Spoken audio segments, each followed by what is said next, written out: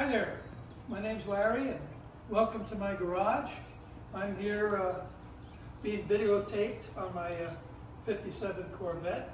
You might wonder why, but I think the main reason is that I'm a guinea pig for Dick, my friend, who's trying to practice his video cinematography on me. We've already done about 3 cars that I've had, and this is the fourth one. So I worked for Chevrolet Motor Division for 30 years, from 1968 till 1998, and everything I know about Corvettes would make this an extremely short video.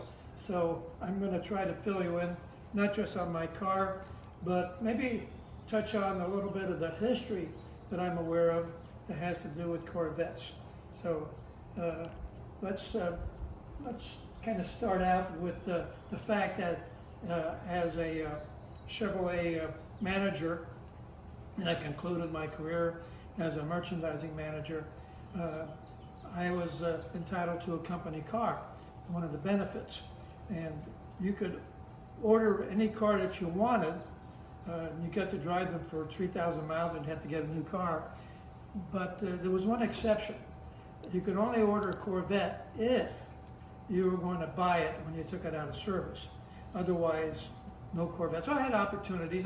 I bought some cars that I had put into company car service, but Corvette was not one of them. That doesn't mean I didn't have any experiences with Corvettes. I did over time in my capacity as a manager with Chevrolet, starting, one of them was in 1983, and it was here of all places at the Mesa Proving Ground. Got a chance to test drive the all-new C4 '84 Corvette, and at that time, believe me, the Mesa Proving Ground was out in the boondocks. There was nothing around anywhere close, and I never dreamed that at some point in the future I'd be living anywhere near that, but here I am nonetheless. So that was my experience with the all-new '84 Corvette. There was no actual '83. They might have produced a few, but it was the '84, kind of skipped the '83 model year. And then in 1988, we were promoting at Chevrolet dealerships that they have a salesperson who's a Corvette specialist. And we had a couple of schools that were out there in Nevada, one in Nevada, one in Phoenix, that were race and performance schools. So one of my responsibilities was to get the dealerships to enroll their Corvette experts into these schools. Naturally, I attended as well. I attended boat schools and learned the best way to get around the racetrack and driving a brand new '88 Corvettes at the time, manual transmission cars. So that was quite an experience. It concluded with the graduation was a race, a novice race with the attendees. And I'd like to tell you that I came in first, but I did not. You know? On the other hand, I can tell you in all honesty, I did not come in last either. So there, but it was a fun time and I did enjoy that. In 1989, I was loaned probably the fastest car I've ever driven. It was in '89, it was a Callaway Corvette. It held the record, the world's record, for the fastest street legal car, 254 miles an hour. It was called a Sledgehammer and it was street legal. Believe it or not, you could actually go into a Chevrolet dealership, and if you ordered option B2K, that got you the Callaway. The only constraint was that Chevrolet shipped it to Reeves Callaway's site in Lyme, Connecticut, and that's where you had to pick up the car. But anyway, that was available back then. And again, in 1989, I was assigned actually 1990, I was assigned a ZR1 King of the Hill Corvette. And that car was one that I was responsible for getting it entered into the auto show up in Seattle. And from there, after the auto show, brought it down to Portland. That was in my possession for a while. And then Chevrolet donated that car to the Peterson Museum that, as far as I know, it's still there to this day. Also, in 1990, I bought my first Corvette. A 90 Corvette, all new? No, I didn't do that. It was a Corvette I desired even more than that, one that I've always coveted, and that was a 57 Corvette. And I found one that was for sale. I purchased that car, and there was a car I had for a total of 16 years. But in fact is, on the wall here, I've got pictures of exactly what that car looked like. So in 1990, I bought my first Corvette, 57 Corvette, and it looked exactly like this. It was tuxedo black, and it had silver coves. And at that time, I was, all my Corvette friends were members of the NCRS, the National Corvette Restorer Society, and if there was any flaws with this car, they corrected it, helped me correct it, to make it as original as possible. If you know anything about these NCRS people that belong to that club, the cars have to be exactly as the factory produced them. In other words, if the engine compartment had overspray coming out of the factory, that's how they restored their car, with overspray. And all the items, most of the items on the car, the options, etc., were date coded. And those date codes, when translated, had to represent a date that was prior to the car being assembled. Because if it was after the car being assembled, obviously then it wasn't the original part that was on that car. So they were very anal about those sort of things. I didn't quite fit into that category because that wasn't my goal. I didn't care about the car being exactly the way the factory built it. In fact, on this particular picture, you'll see the car has cross flags in the code, and it has fuel injection script after it. What that indicates that it was a fuel injected car, and only those cars that were equipped with fuel injection had the cross flags. If you had carburetors, no cross flags.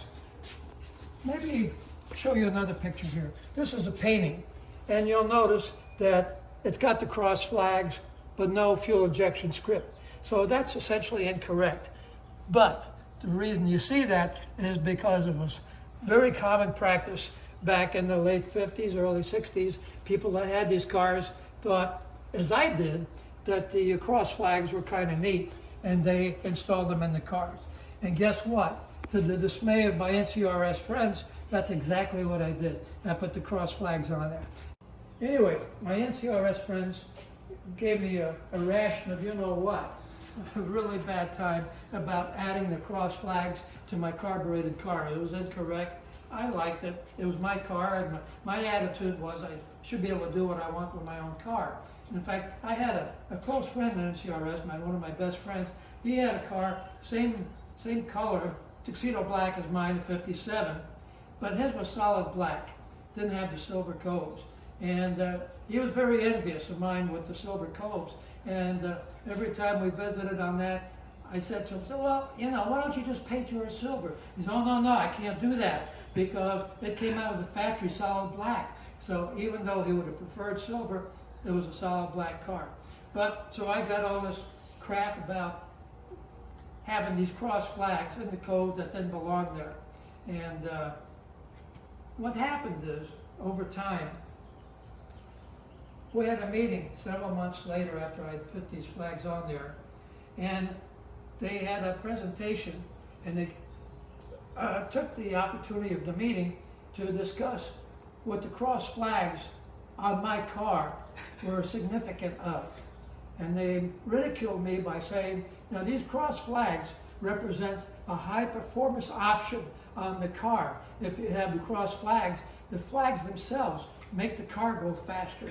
Obviously ridiculous. But again, they had the knife in and they were twisting it, giving me a bad time about these cross flags and how horrible they were, etc. And of course, they made the car go a lot faster.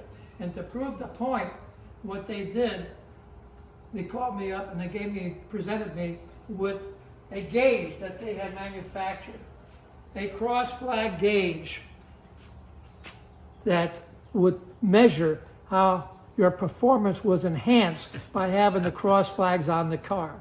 So obviously they were giving me a really bad time. However, it's one of the most precious things I have, because they took this gauge, and there was a Corvette meeting in Florida, and several of them went to Florida, and it turned out that Zora Argus Duntov was at that meeting in Florida. They told him the story of how they were giving me a bad time about cross flags that didn't belong on my car, but I had put them there. And Zora was kind enough that he signed the back of the car. In fact, I don't know if you can see it all that well, but it says, "To Larry, Zora." So that was really special, and it's one of my most precious things that I have related to Corvette. So let's change gears for a second. This is one of my, I don't know, pet peeves, I guess you'd call it. But if you ask most people who's the father of the Corvette, they'll tell you Zora Argus Duntov is the father of the Corvette. Well, he deserves a lot of credit, but in my opinion, he is not the father of the Corvette. And let me try best I can to point that out to you, because in the early 50s, Harley Earl was the chief stylist for General Motors. And he was influenced by, at that time after World War II, there was a lot of road racing taking place with sports cars around the U.S. And one of the cars that was doing extremely well in those sports car competitions was the Jaguar XK120. And he was sort of influenced by that. He looked at those cars and he said, well, there's no reason why GM and maybe specifically Chevrolet couldn't produce a car that would be as good or better than those Jaguars. So he created a team called the Project Opal at Chevrolet, engineers and stylists, and directed them to come up with a lightweight sports car, two-seater, with a 6-cylinder engine that could be competitive both on the track and in sales. And the prototype came out. They hadn't had a name for it yet, just had Chevrolet script on the side. And they decided, well, you know, what are we going to call this thing? Now, if you know anything about the history of Chevrolet, the company was founded by three brothers, Louis, Gaston, and Arthur. They were from Switzerland, but they were of French descent. So for whatever reason, I guess they determined that a French name for the new car might be appropriate. So what they came up with was a name of a French boat, naval ship that was small, very maneuverable, and whose main function was to act as an escort for some of the bigger ships. And that little ship was called the Corvette. So they used that name for their new car. So now that Harley Earl started the project to build a new Corvette, where does Zora Argus Duntov came in? Kind of look at his background a little bit, because in some ways it's slightly similar to mine, not in any of his achievements at all regardless, but the fact that he was born overseas. He was born in Belgium and raised in Belgium. His parents were Russian, and he was schooled and had his education in Germany. He graduated from a technical university in Berlin in 1934, and in the later 30s, it turns out that Zora was Jewish, and being in Germany in that time period was not healthy for a Jewish person. So he had managed to get a romantic entanglement with a young girl at that time. Her name was Elfie, over in Berlin. They were pretty close, and he decided it might be best for them to move somewhere else beside Germany. So they went to France, and Elfie apparently was quite attractive. She got a job at the Folies Bergère in Paris, and Zora, he liked race cars, etc. So he took up racing, and he started racing MGs during that period. And in 1939, Zora and Elfie got married and made it official. In 1940, unfortunately for them, June of 1940, France surrendered to Germany. And with the Germans starting to occupy the northern part of France, it became prudent. I mean, the handwriting was on the wall that he being Jewish and all, that they take off and find someplace else to go. So they went to Spain. And from Spain, they were able to get a visa to immigrate to the United States, which they did. And with his background in racing and technical engineering background, he started a company to build performance parts for cars, namely for Fords and flathead Fords. So he was producing those, and the one that was well known the most was the Arden head for flathead Fords. Arden actually stands for Argus Duntov. So that was around 1947 that those became available. And around that time, also in the later 50s, he was still into racing. And in 1952, he went to Le Mans. He was good enough to race at Le Mans. So he was a very good race driver. And he raced an Allard at Le Mans in 52. An Allard is a British car that had a big Cadillac engine in it. And he raced that at Le Mans. He went back in 53 and raced, and also in 54 and 55. Those 3 years he raced Porsches and caught the eye of Porsche, and the Porsche company offered him a position, but he turned that down. Going back to 1953 in the States, it was at that time that GM decided to do a promotional stunt, if you will, call it whatever you want. They created a traveling show called the Motorama, GM Motorama, to show off their four new 1953 cars, which were the Cadillac Eldorado, the Buick Skylark, the Oldsmobile Fiesta, and of course the Chevrolet Corvette. Now the very first one, it's funny that didn't have Corvette name on it, they had Chevrolet, but anyway, it was the all-new sports car. And it turns out that Zora went to one of those shows, and that's when he first set eyes on the all-new Corvette. And he was impressed by the way it looked. It was a terrific looking car.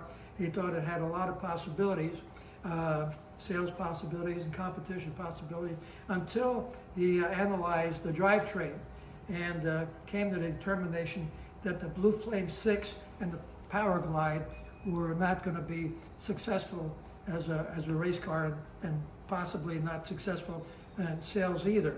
But nonetheless, he applied at GM in May of 1953, was hired by General Motors, and he was assigned as an engineer with Chevrolet.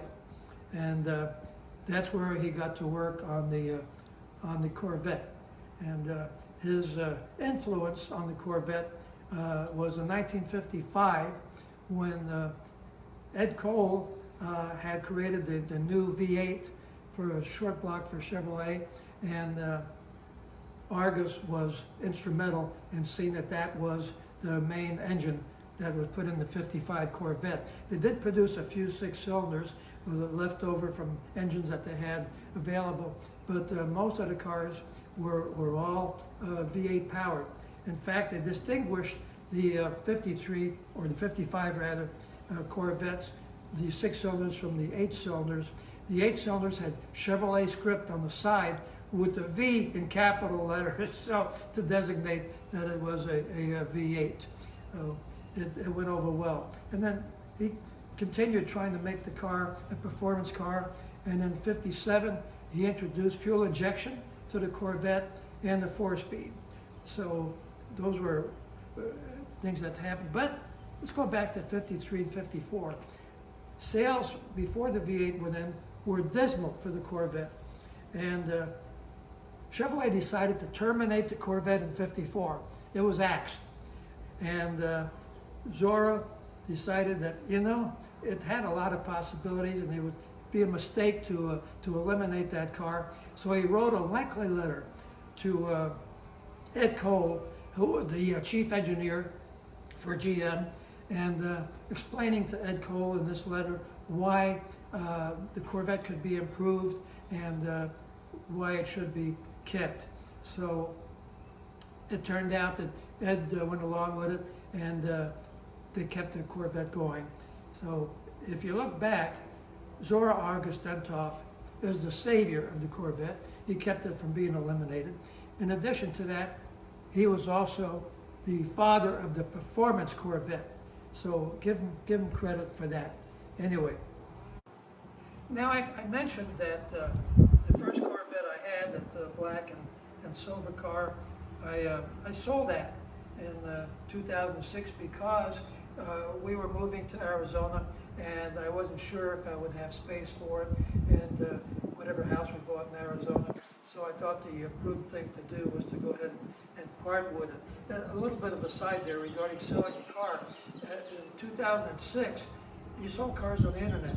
And so I had my car plastered all over the internet. And I got a lot of responses from it, from people on the East Coast, Florida, New York, etc., saying, hey, it looks like a great car, well equipped, the price seems right.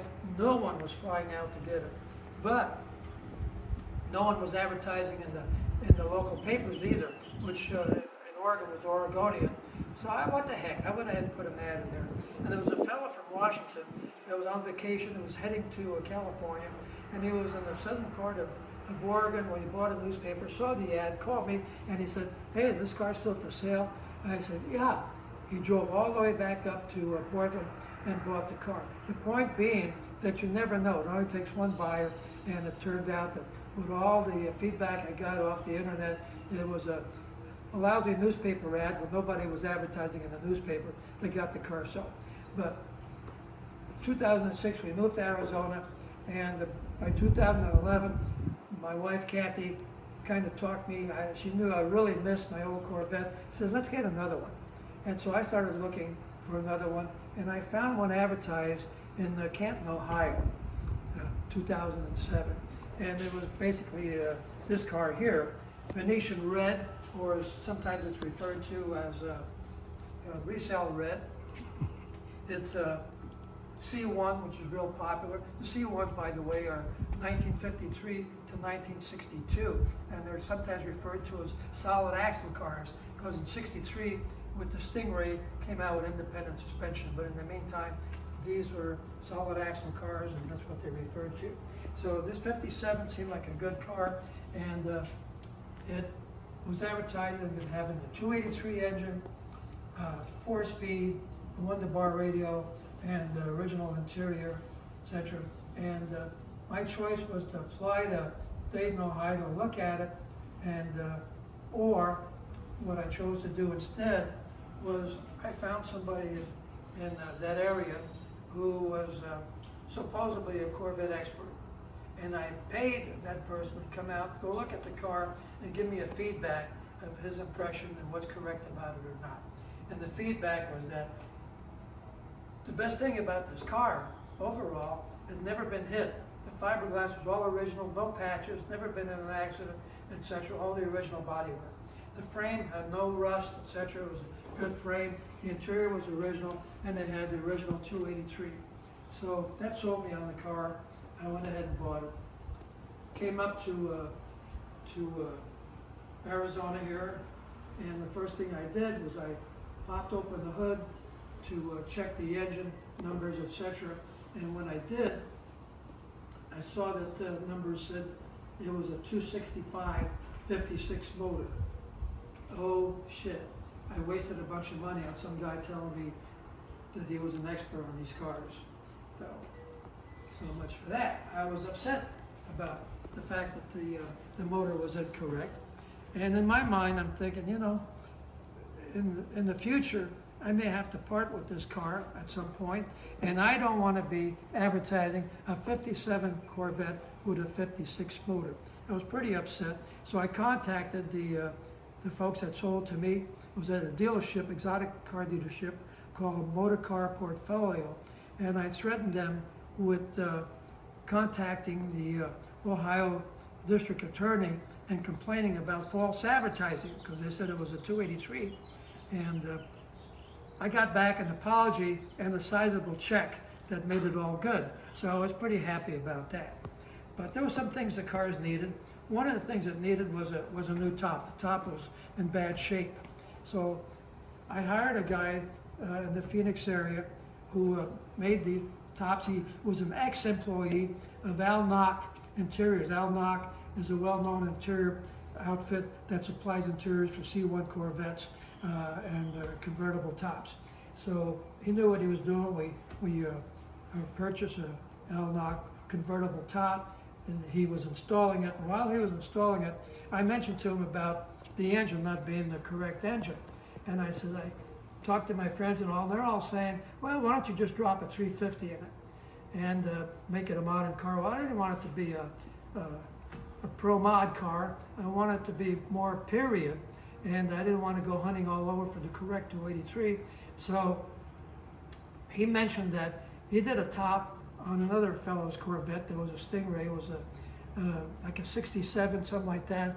And when he had bought it, it had an incorrect Corvette engine in it. It had a 1965 327 350 horse, and it had been rebuilt. He pulled that out because he was able to locate the proper 67 engine. So he had that sitting in his garage. I went and looked at it, confirmed that it was exactly 65 327 350 horse according to the numbers on it. I bought it, and that's what's installed in here. At least the block is. When I got the money back on the car and the apology, they also informed me about why the 265 was in there and who I wound up actually buying the car from, because it was not really the dealership. Originally, this car, it was built in January of 57 in St. Louis, and it was shipped to Texas, and it was in Texas until 1973. 1973, Chester Cruz bought this car. He was from Wisconsin, and he bought this car in Texas. What he's famous for, he's a publisher, and he published tons of various car books. And so he was also a car collector. He had a museum, 125 car museum. This car went into that museum. He also published Old Cars Weekly magazine, etc. So he was a publisher, and he had fairly deep pockets. He was able to buy this car and put it in his magazine. In 1989, he sold the car to another close friend of his, a fellow named Ken Budloff. And Ken was an author, and he wrote books, and tons of them. He wrote basically the same type of books for different cars. It was called the Standard Guide of whatever car it happened to be that he wrote on. Also the Standard Catalog of a number of cars. And all of these were published by his buddy Chester Cruz. So he was the author and did this, etc. And around 2010 or so, he sold the car back to Chester because he needed some money, and they were good friends, so Chester bought the car back. And they had a third friend, Bob Lichty. Bob Lichty, also a big car enthusiast. He was a director of the Canton Car Museum in Dayton, Ohio, and in Canton, Ohio, rather. And he also owned the dealership where I got the car, but it was consigned to him and to this motor car portfolio. So the actual owner was Chester Cruz, that had been the owner basically twice during that period. And when I got a refund and an apology back in the car, I was informed that what happened is when the car was in Wisconsin with Chester, they failed to put antifreeze in it, and the block froze up.